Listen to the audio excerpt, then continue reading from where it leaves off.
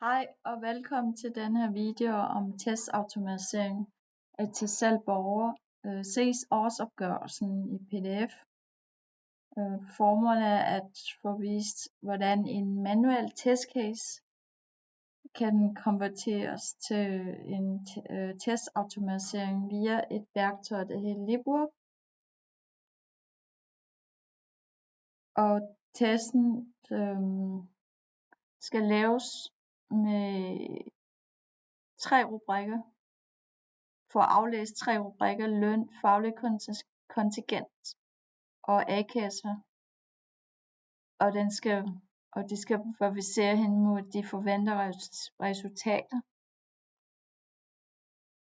Testdata, eksempel lønindkomst her for rubrik 11 er 300.000 før AM-bidrag. Og efter AM-bidrag er de her beløb 276. Det svarer til 8% af 300.000. Og rubrik 50, faglig kontingent, har et beløb 4.000. Bidrag til A-kasse, rubrik 52, har et beløb på 7.000. Og her til højre har vi en Libwork-konsol, som beskriver, hvad den laver. Og hermed er et eksempel på en testcase til at beskrive trinene for Libwork og de forventede resultater med de 3 rubrikker. Et pass- og fail-kriterie. Testen er at sammenligne de faktiske beløb mod de forventede beløb. Hvis det er ens, så testen pass. Hvis det er forskelligt fra hinanden, så vil testen fail. Og sådan ser Libwork flow ud. Libwork består af nogle byggeklodser, og her viser et hovedflow for testen. Og i hovedflow indeholder subflows, og inde i subflows er nogle byggeklodser, som er sat sammen. Testen starter med at definere indkomstår 2023, skal køre i Chrome med et CPR-nummer, skal logge på til selv borger, og verificere velkomstsiden og se på årsopgørelsen, klik på PDF, henter PDF-indholdet, henter beløb og verificere mod de forventede resultater. Her er eksempler på hentning af PDF-indhold, og det er på samme måde, som man gør det i en manuel testcase. Her fortæller vi i Libwork, at vi skal bruge det her typetext med Ctrl+A, Ctrl+C til at gemme det i et clipboard, og Libwork i en variabel, som indeholder alle tekster i PDF, som senere bruger til at verificere de 3 rubrikker. Og så gemmer det en fil. Her er eksempler på aflæsning af PDF med regulær expression med de her udtryk til at finde linjer uden linjeskift.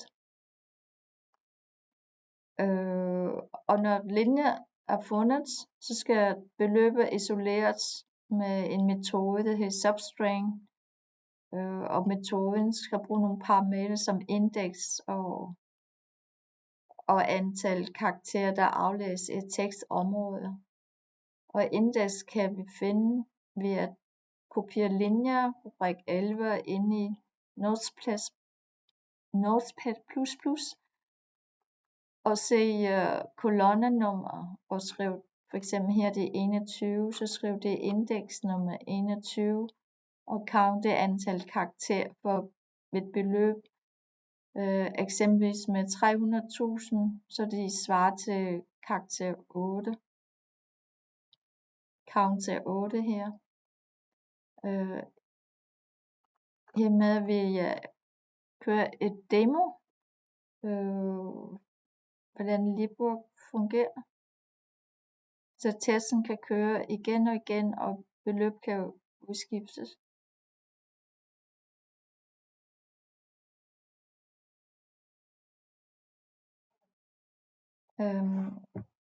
Det tager nogle sekunder til at starte Chrome op.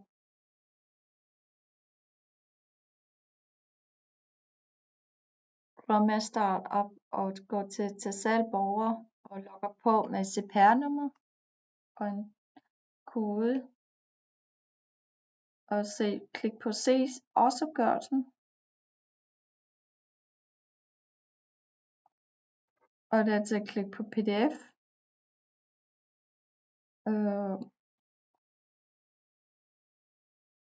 Og finde gemmeknappen for PDF. Så PDF'en bliver gemt. Og så markere PDF'en og lægge ud til clipboard og få det ind variablen, som til at verificere beløbet med. Kør for hurtigt. Jeg prøver at skrue tilbage og se på resultatet.